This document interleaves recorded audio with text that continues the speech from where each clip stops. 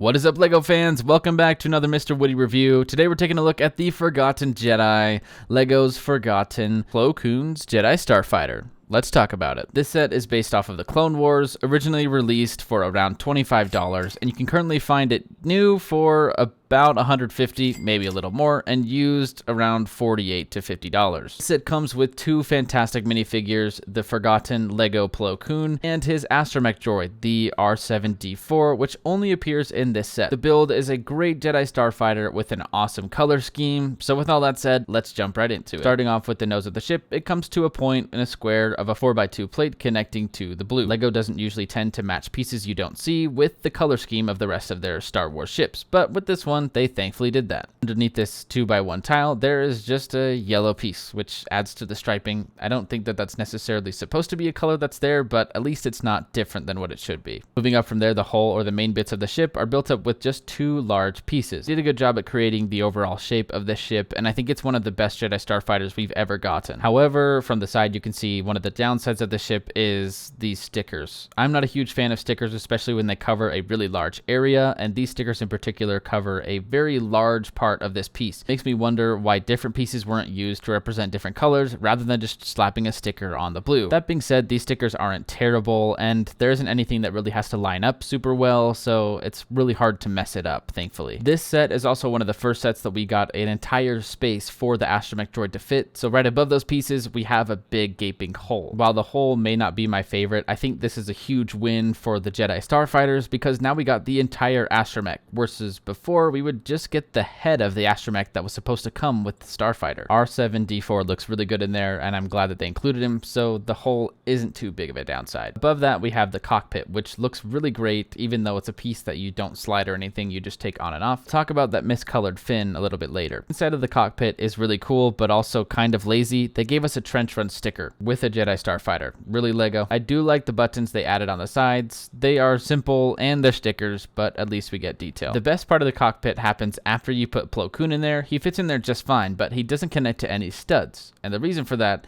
is because he's supposed to fly out. Seriously though, that's one of the funnest parts of any LEGO Starfighter I've ever seen, and it doesn't intrude on the design at all. Like, why doesn't LEGO do this now? Behind the cockpit, we have two parts that surround the fin, one on each side, and they're just little small builds that are connected with a pin, and they have stickers on them, which isn't great, but the stickers are somewhat necessary. They look fine though, and they have a great shape to them. LEGO's been doing this similar shape for many, many years. The one on the right side has a little mini Republic logo, which is kind of fun too. Still a part of the sticker, but cool that we get that little logo. When you remove the fin, you can see how these connect and they're on swivel, so the fin kind of holds them in place. With that said, the fin is my least favorite part of the set. What they do is they use a lightsaber piece as a bar and then connect it to the fin and have that connected to the chassis of the Starfighter. The problem with that is it's connected with one hook right in the middle, so it's really easy to knock off and just kind of annoying. Hence the reason I am using a yellow fin instead of white. Under the fin, we have awesome looking engines as well as landing gear. This LEGO Starfighter has more landing gear than the 2021 Obi-Wan Starfighter. This Starfighter came out in 2008, a 13-year gap, and LEGO is moving backwards. Other than these flappy wings, which is one downside of the oldness of this design. On the underside, you can see the entirety of the landing gear, which is great, as well as just how they put it all together. Each one is individually just placed up. They aren't connected to the engines, which is great, an improvement from 2002, and that does create a problem with the flappy wings because these wings are meant to be stabilized by the landing gear, and so if you have the landing gear down, the wings will flop around. That being said though, it looks really great just set, landed, and I'm so glad that they included those. The design of the wings though is absolutely phenomenal. The striping that they did is second to none and just looks so good. They included a clip here for the lightsaber, which I don't love, just having it stick out, but at least they gave you a spot to put the lightsaber somewhere. The reality is though, the wings just looks absolutely phenomenal, and that Republic logo sticker isn't a sticker. That's a printed piece.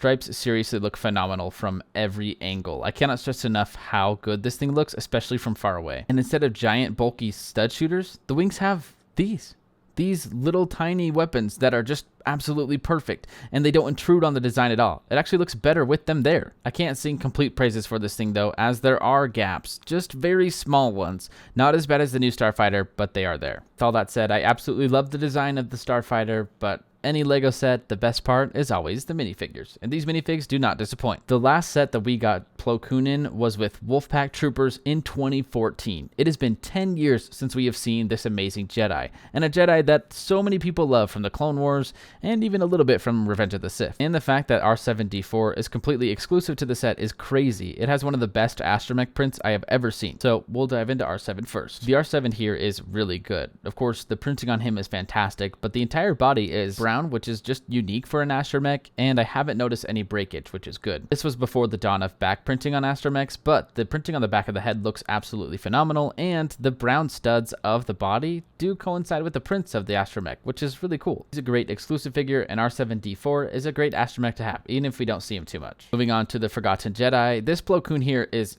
just great. It's very simple, but looks really good. He doesn't include any leg prints or arm prints, or even back prints, but the head is super complex. Disappointing that they haven't made this figure in so long, especially considering his relationship with Ahsoka, but I think the head is the reason why. Not only is the rubberized thing just not really a thing anymore, but it can get very loose, especially if worn over time. If it's loose enough, shaking it can almost make it pop off, and thus I have 3 heads now. Seriously don't know where the bodies went, but I think this is a problem that a lot more people had than just me. I just wish LEGO would find a way to remake this in a good way. Plo Koon today would be an amazing figure with an updated head, a better sort of legs and back printing, maybe even arm printing. It would be a fantastic Jedi, but the fact that LEGO just keeps forgetting about Jedi like this is disappointing, and this Starfighter proves that this stuff is pretty awesome. This set is a pretty awesome set, and while I don't think it's worth $150, I would definitely recommend finding this thing used. It's such a great build, and you get 2 great figures that LEGO just seems to forget about. I would love to hear your thoughts below on how LEGO can improve the Plo Koon design for today's LEGO, and tell me what you think about this set. Please subscribe for more LEGO Star Wars content. It helps the channel out a ton, and we'll see you next time.